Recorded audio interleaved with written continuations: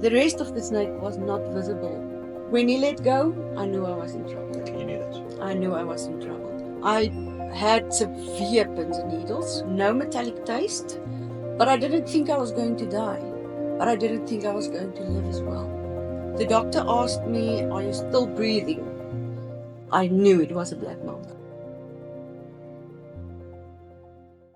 I'm sitting here with Hermien Grobler. Hermien, you had a black mamba bite. How long ago was that?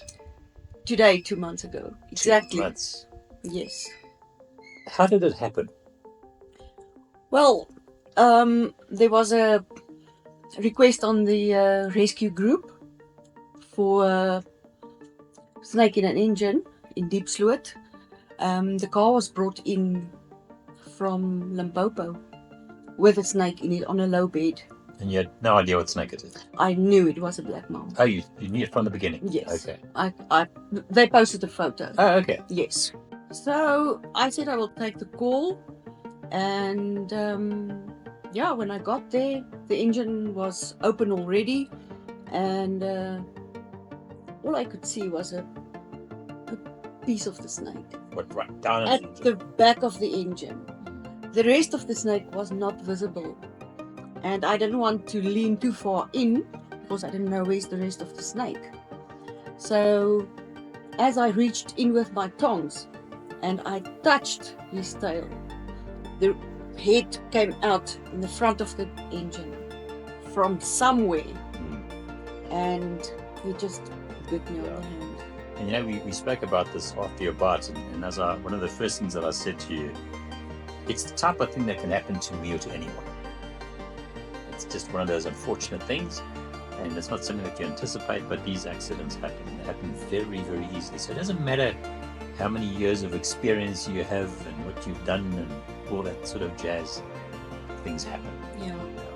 So the moment it bit you, did it hang on for a while, or was it just a quick bite? No, he hung on for about 2 seconds. Okay. So when he let go, I knew I was in trouble. Okay, you knew that. I knew I was in trouble. Okay, you knew this. So first thing I wanted to do is finish the retrieval of the snake. So I actually had the tail in my hand. Still. And then, because after he bit me, I got hold of the tail. And then I realized there's no time for me to now struggle to get it out of the engine, contain it, and get it in the tube. So I let go. So you knew you had to get to hospital. What hospital did you choose? Unitas. And it was about 20 kilometers away or something? Yeah, something like that. Yeah. And you're on your own, so you hopped in the car and you drove like a madman? Yes. Yeah. I phoned Arno and I told him, listen, this is what happened. And he said, all right, pack your stuff and go to Unitas. He will phone around for antivenom. And then I phoned Maggle Webster and I told her, listen, this is what happened. Can you please come and assist here? Because I don't want to leave the people with a black mamba. So she said, okay, she will come through. And I told the people, someone else is coming through. I'm leaving now. And then I jumped in the car and you drove. Yes. So what we usually say, and what I write in my books, is that very soon after a bite, you often experience pins and needles in the lips and a metallic taste. Did you have any of that? I had severe pins and needles, no metallic taste. And mainly in the mouth area? All over. All over. My whole body. Yeah. And it was severe. Have you had bites before? Highly venomous snakes? No. Nothing. This was my first. That was your first? Yeah. And how quickly did that happen after the bite? Like in a few minutes. Yeah, 2 or 3 minutes. Yeah, it started. Okay, so now you're driving off to hospital, and what symptoms did you start experiencing? You obviously, the adrenaline's going, you're panicky, you're nervous. So what happened? I had to stop twice to vomit. I was sweating profusely. Yes, I saw that. You know, years back I took Crawford Colson, that bite that happened because he didn't tell at the Assegai Safari Park. And I drove him to hospital, also driving like a madman. And the sweat was just running off his face. So first it was the sweating, the nausea. severe pins and needles. Severe pins everywhere, all over your All body. over, my legs, everything. And breathing problems? Well, I was actually very calm. So I only concentrated not to make an accident. I didn't panic. I knew I was in trouble. Yeah. But I didn't think I was going to die. But I didn't think I was going to live as well. I knew I'm in big trouble. But I didn't have any breathing problems. I suppose when I got to hospital, I could feel something is not right. My legs were dead. I couldn't get out of the car. And they were ready for you. They were outside at the car. Arne found them. Okay. And I've sent a live location to Heidi so that they can track me. Should something happen somewhere along the road, they will know where to find me. Good move. Listen, I knew I was in big trouble. So, and it's a far away from Unitas. So, I actually didn't expect to make Unitas. So you got there. But I took the chance. You got there in about 17 minutes. Yes. And very soon after that, you collapsed. Yes. As the security guards pushed me in the main entrance, I started developing droopy eyelids. I couldn't lift my head. I couldn't lift my arms. I couldn't do anything except still breathe.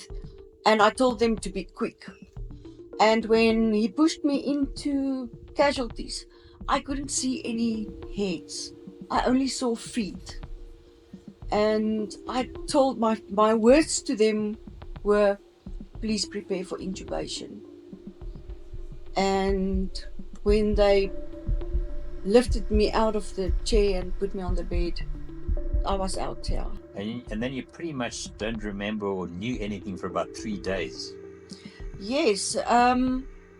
The last things I remember, the doctor asked me, are you still breathing? And I couldn't respond. But I could hear. So then she said, all right, let's intubate. I could feel they cut off my clothes. They've put in a catheter and they cut off my ring. And that is the last that I remember. You're in the hospital, but within hours you put on dialysis as well. So your kidney function collapsed. Yes. And you were on dialysis for nearly 3 days. Yes. So you were intubated, you were ventilated. They obviously gave you anti-venom, 12 or 14 vials. Yeah, 14 is. Yeah, and did they give you more later or not that you know of? Not that I know so of. You got about 14 vials. And so I saw you the first time on day 2 and you were just totally zonked. Your eyes were open and you were just blankly staring, and you obviously have no recollection of that visit. No. And on day 2, everybody was really, really concerned. But on day 3, you started breathing. And you went off the dialysis. Yes. And then the recovery was pretty rapid. Yes, it was. Once you started breathing on your own. And how long after that did they let you leave the hospital? I was extubated on Thursday, and Monday I went home. And then you were, for the next week or 2, what were things like? Were you suffering from any symptoms, weakness? I was actually more ill at home than at hospital. I couldn't breathe properly. I had severe stridor. When I went to the toilet and back, I'm like dead tired, sweating, couldn't breathe. I was really weak. And was there any talk of serum sickness, or was that not really mentioned?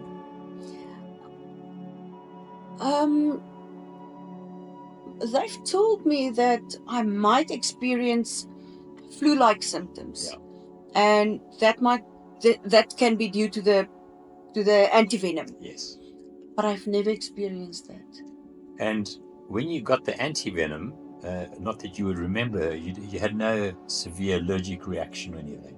Not that I know of, no. That's interesting, because we depending on what data one looks at, about 4 out of 10 patients often go into anaphylaxis. So it's the roll of the dice. You never know. Well, I already collapsed, so we wouldn't know if the antivenom affected me. Yeah, they'll pick it up in some of the tests. Yeah. Okay, so now, how long after the bite do you think it was before you recovered fully? I would say about a month. Okay, so you had a bit of a rough month, and then you were sort of okay. And now are you 100% back to normal? Yeah, it's just my voice that is still a bit affected, but I have been for a CT scan and everything. There's no stenosis, so it's just something that must heal on its own. And then not too long after your recovery at home, you joined one of our advanced snake handling courses, and you handled the Black Mamba. What did that feel like? You know, I didn't expect it to be so smooth. I thought when I will see a mamba, I might go into a panic state, but I didn't.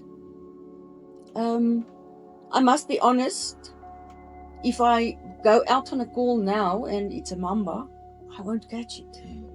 But it's not necessary. I won't catch it. I will phone for backup. It's not necessary. But on the course, I think it went very well. And I think it was a very good thing, just to get back in the saddle and go through the motions. And otherwise, it's like someone who has a minor car accident and don't want to drive again. Yeah. It's not a good thing. Do you have any idea what the snake bite cost? I have no idea. I only received the bill from the physician and the account from casualties. Further than that, I didn't receive any other bills. But it must be pretty close to R1 million. I believe if not so. More. Yeah. I believe so. So people often don't realize that, especially when you see these free handlers playing with puffers around their necks and letting Cape Cobras rear in front of their faces. We always say to people that an average easy to treat serious snake bite is about 100,000 Rand plus. But if it's a complicated bite, you're looking at over R1 million. That's a lot of money. I believe so. That is a lot of money. Because only the dialysis is 14,000 Rand a day. And that's only the dialysis. That's not the other treatment included. Yeah. And I mean, the high care is, depending on what hospital you're in, you're looking at 40, 50, 60,000 Rand a day or more. So that's a huge amount. Yeah. Yeah. And a bizarre question, but did you learn any lessons from this? Johan, I actually did. Look for the head. Don't go for the tail. Yeah. Look for the head. So I often say to people with Black Mamba captures, when I'm doing field work and we're dealing with Black Mambas, and when we have to deal with Black Mambas, it's certainly, and that's why we don't do Black Mambas in our initial training, not in level 1 and not in level 2, is ideally with Black Mambas you need to neck them. You need to secure the head and you need to neck it and then put it away from there. Yeah, I always said, listen, I'm ready for Black Mambas. If I can catch a Black Mamba, that will be my ultimate. I retracted those words, hey? We don't work with Mambas at all, unless it's a hitchhiker. So we know what a Rinkels is going to do. We know what a Mozambique spitter is going to do. We are not prepared for what a Black Mamba is going to do. Yeah, because we don't work with them daily. Absolutely. And they don't occur in most of Gauteng. We get them up in northern Dendroaspis, we get them near Ridderplaat, but the rest of Gauteng just doesn't have them. And they are fast as lightning. Yeah, they are. They're quick and they're long. Adult Black Mambas, the head's far away, you know where it is, and it's not a snake that one should mess with. Yeah.